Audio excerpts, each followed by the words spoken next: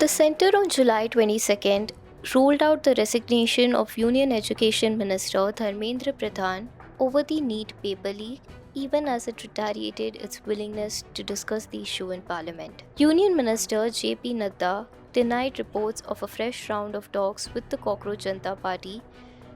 Addressing a press conference, he accused Congress leader Rahul Gandhi of politicizing the issue for political gains instead of protecting students' interest. Natta said the government was ready for a detailed discussion in Parliament and would answer every question related to the paper leak and the ongoing investigation. A senior government functionary also made it clear that there was no question of Pradhan resigning, stating that he could not be held personally responsible for the alleged leak. However, the centre said it remained open to engaging with protesters and was willing to consider compensation for the families of students who allegedly died by suicide after the controversy. Meanwhile, Parliamentary Affairs Minister Kiran Rijiju said the government was fully prepared for a comprehensive debate on the NEET issue in Parliament.